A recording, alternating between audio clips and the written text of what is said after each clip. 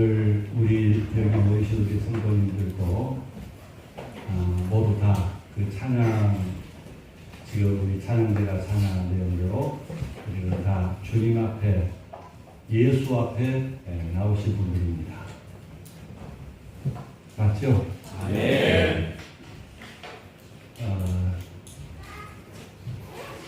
23년 반 동안 제가 이 단에 서서 설교를 할 때마다 아주 자신만만하게, 그리고 앞으로 계속해서 설교해야 될 그 내용들을 늘 마음에 준비하면서 나오고 있습니다. 그런데 은퇴를 하고 우리 김 목사님 부임하셔서 좋은 말씀으로 우리 성도님들에게 큰 은혜를 끼치는 이런 말씀들과 금년도의 표어는 예수 제자 되어 가기라고 하는 이 표어를 걸었는데, 그 표어에 따라서 제자도에 대한 말씀을 시리즈로 설교를 하고 계십니다. 중간에 제가 끼어든 것 같아서 미안한 마음도 있고요. 또 우리 목사님 배려로 설교 한번 또 하라고 하는 그런 부탁을 받고 오늘 단에 서게 됐습니다. 그러나 왜 이렇게 부담이 되는지 모르겠어요.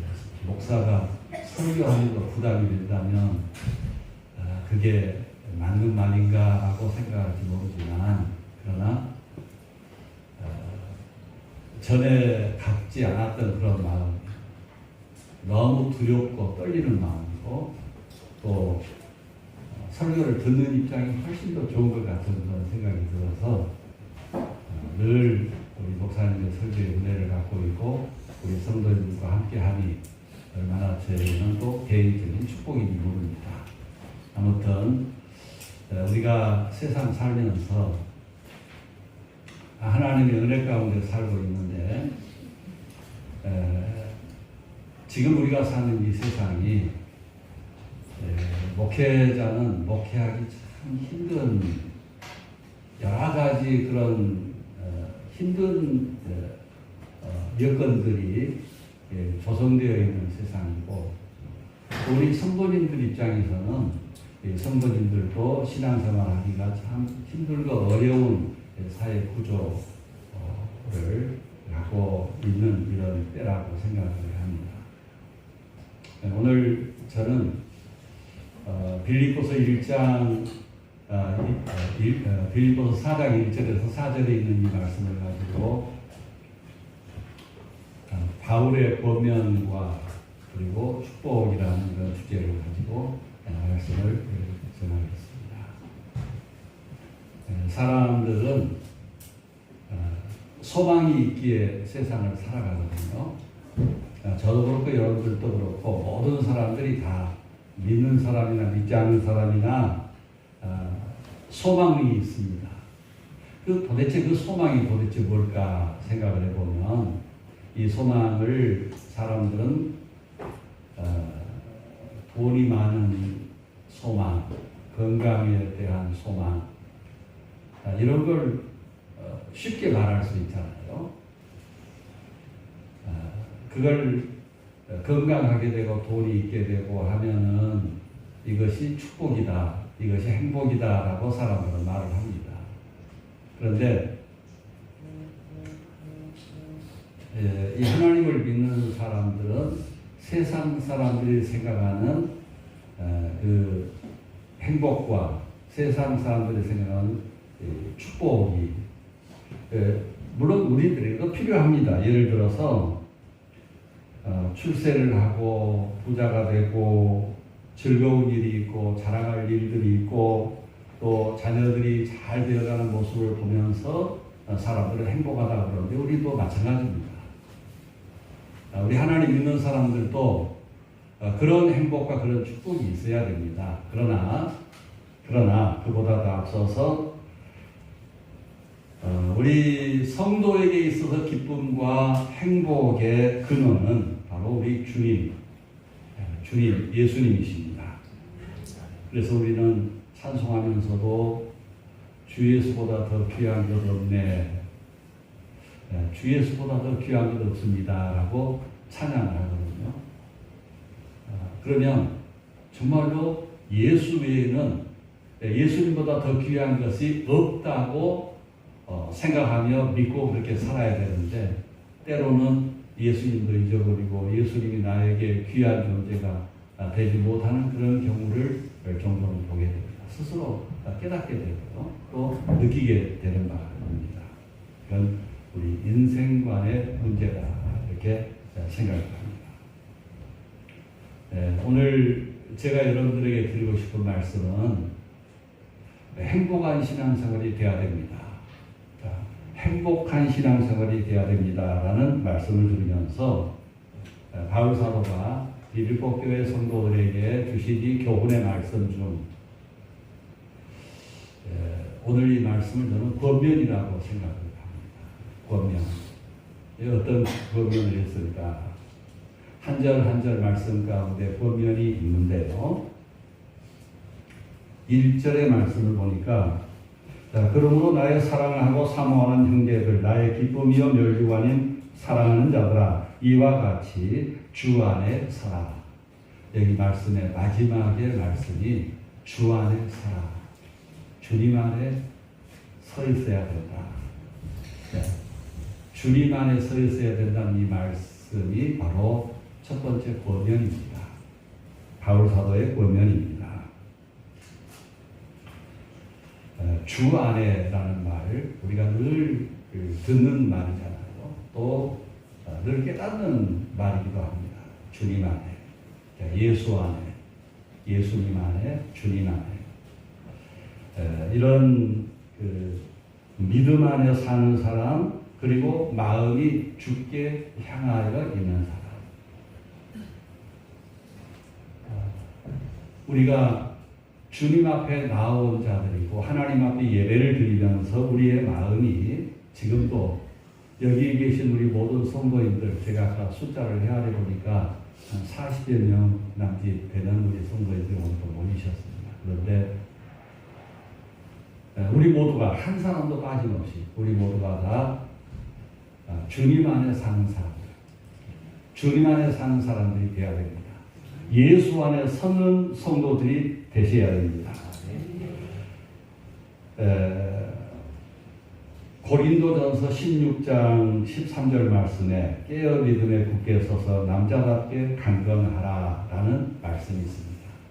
남자들에게 주시는 권면이 아니라 우리 모든 그리스도인들에게 주신 권면인데, 다른 말로 한다면 하나님 중심의 삶을 살고 예수님 안에 사는 자들이 되라라는 그런 권면인 줄로 압니다.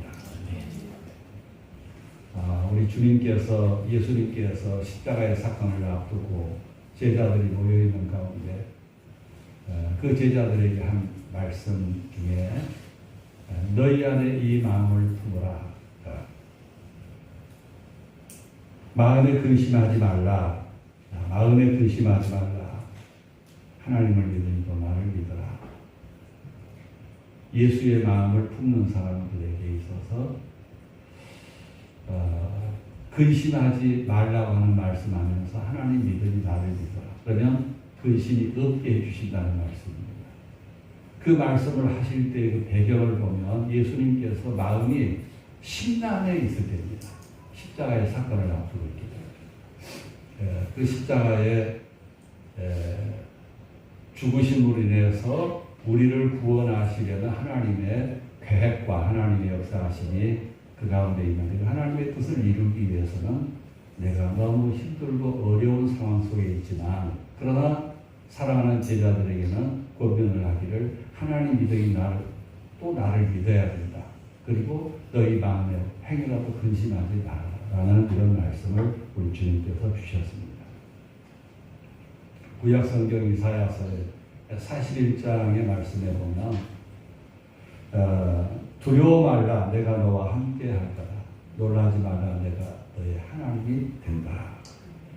내가 너를 도와주고 붙잡아주고 끝까지 인도해 줄 것이다 라는 말씀이 있습니다.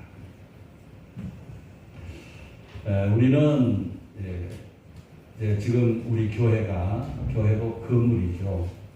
교회가 건물인데 이 건물 안에 우리가 살고 있는데 우리 주변에 많은 건물들이 있습니다. 이 건물들이 세워져 있는데 무너지지 않고 세게 세워져 있는 것은 그 건물들의 기초가 튼튼하기 때문에 그렇습니다. 우리 옆에 있는 아파트 가운데 화정동에 현대 아이파크 건물을 지금 계속해서 철거 중에 있습니다. 6동이나 아마 되는 것 같아요. 6, 7동 되는 것 같은데 철거하고 있잖아요. 부실 공사 때문에 그렇게 됐습니다.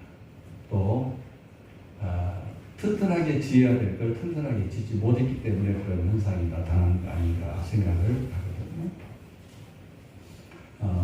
제가 20년 전에 2004년도에 미국을 여행을 다녀왔었는데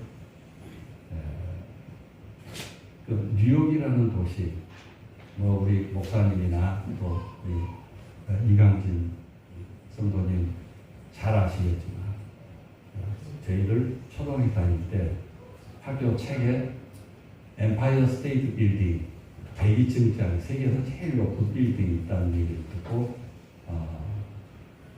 그걸 구경하기 위해서 갔는데 지하실에서 엘리베이터를 타려고 보니까 공사 중이었습니다. 공사 중이어서 이 건물 벽을 보니까 흐물흐물해요. 그래서 102층이나 되는 건물이 이렇게 흐물흐물해가지고 될 것인가 라는 생각을 했습니다. 그게 86층인가 88층까지 엘리베이터를 타고 올라가는 게 몇 초가 안 걸리더라고요. 구경을 했습니다. 그러면서 또 마음이 두려웠습니다. 나중에 들은 얘기인데 그 건물이 부실하게 생겼어도 오래 견딜 수 있는 것은 바닥이 바위랍니다. 그래서 바위 위에 건물을 지어놓으니까 이 건물이 튼튼하게 보존이 되어진다고. 앞으로도 100년이 넘은 그런 건물이면 앞으로도 얼마나 더 오래 견딜지 모르겠습니다. 아무튼 그런 경우를 봤거든요. 예수님께서도 우리에게 반석 위에 집을 지어라. 바위 위에 집을 지어야 된다. 모래 위에 집을 짓지 말아라. 반석 위에 집을 짓는 사람은 지혜로운 사람이요. 모래 위에 집을 짓는 사람은 미련한 사람이다. 라는 교훈을 우리에게 주시면서 기초가 튼튼하고 안전하고 하는 이런 건물을 우리에게 반석 위에 지은 집으로. 그래서 하나님의 교회는 항상 반석 위에 교회를 세우겠다는 주님의 베드로를 향한 주님의 말씀 고백 때문에 되어진 하나님의 교회입니다.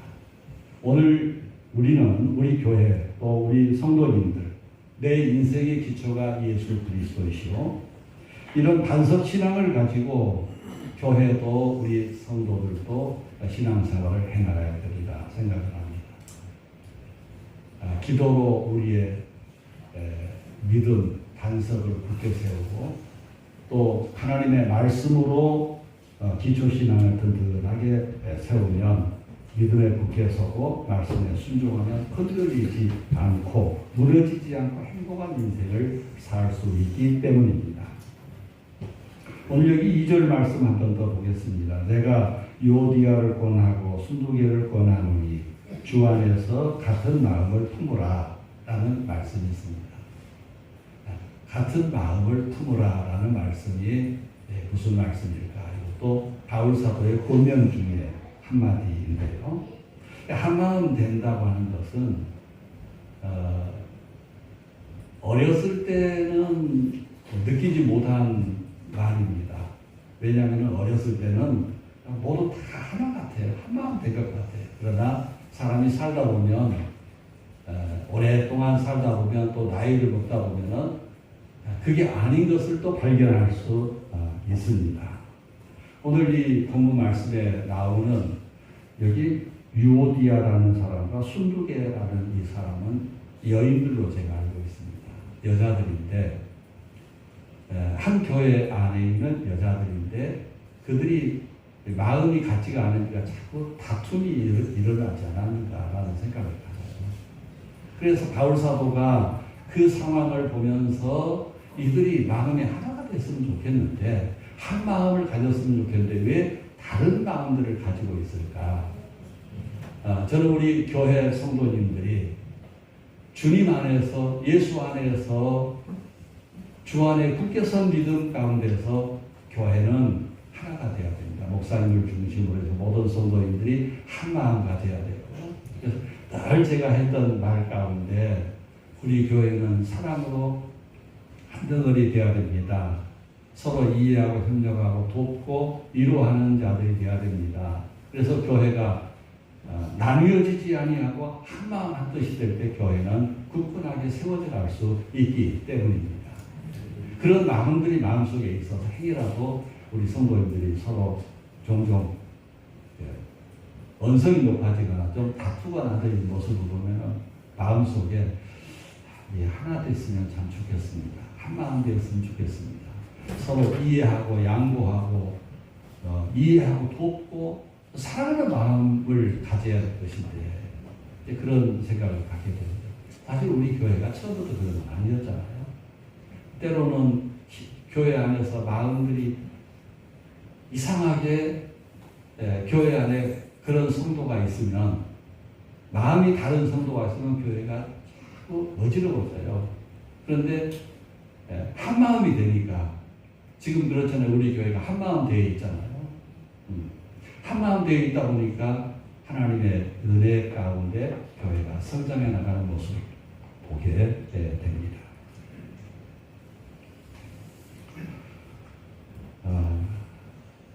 요셉은 창세기 37장에 나오는 요셉은 그의 형들의 미움을 받아서 애굽의 노예로 팔려갔습니다.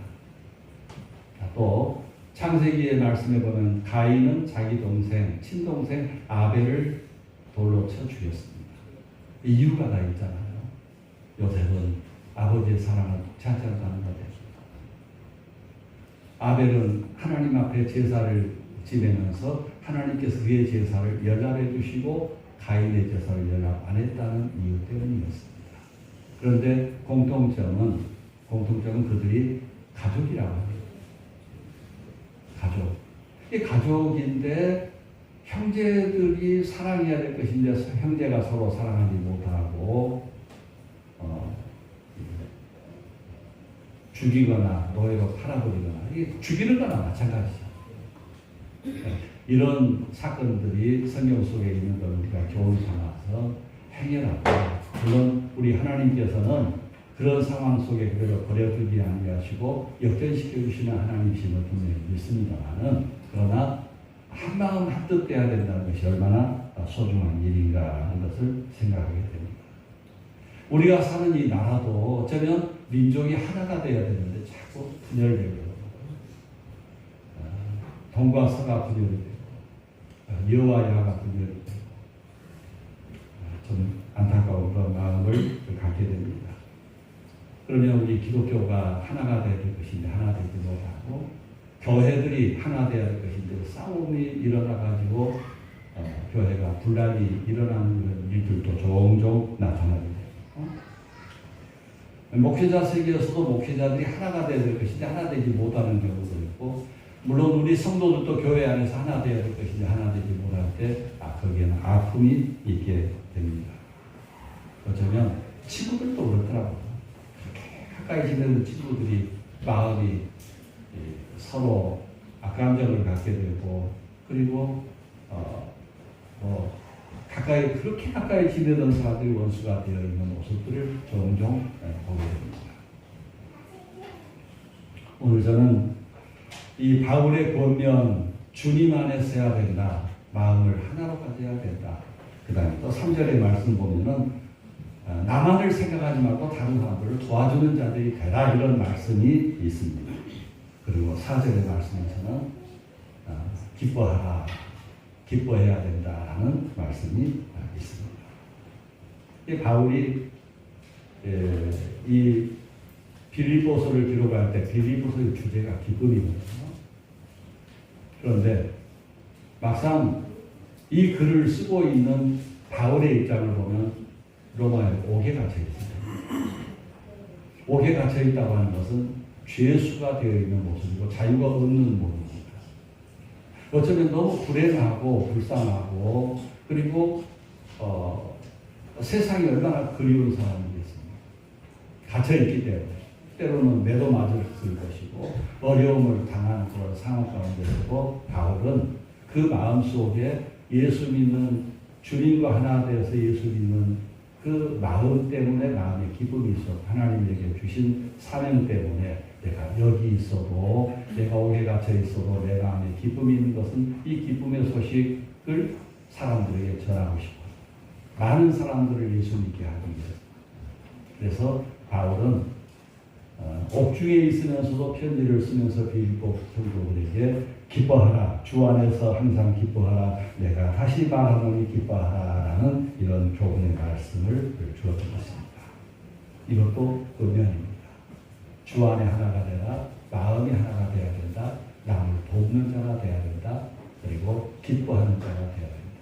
이 네 가지의 교훈을 우리 성도님들이 생각하시면서 우리는 지금 우리가 신앙생활을 하는데 주님 안에 살고 하나님의 교회를 중심해서 신앙생활을 하고 있고 어쩌면 행복한 신앙생활을 하고 있습니다. 앞으로 더 행복한 신앙생활이 돼야 됩니다. 그런데 우리 신앙생활이 언제까지 신앙생활을 해야 될 것입니까? 하늘나라 갈 때까지 해야 되죠. 어느 순간에 우리가 신앙생활을 끝나는 게 아닙니다. 하나님 앞에 설 때까지 우리는 계속되어집니다. 멈출 수가 없습니다. 그런 신앙생활이고 복된 신앙생활이다. 그렇게 봅니다. 주 안에 믿음 안에 행복한 신앙생활을 할 수 있는 우리 광주교회 성도님들 바울의 본면을 생각하면서 하나님의 축복이 무엇인가 내가 하나님을 지금 믿고 산다는 게 무엇인가 생각하시면서 우리의 생 마칠 때까지 주님 안에서 마음이 하나가 되어서 교회를 아름답게 세워가시면서 서로 돕고 이루어하면서 내 마음속에는 기쁨이 충만한 삶을 믿음의 삶을 살아갈 수 있는 우리 성도님들 되시길 바랍니다. 기도하시겠습니다.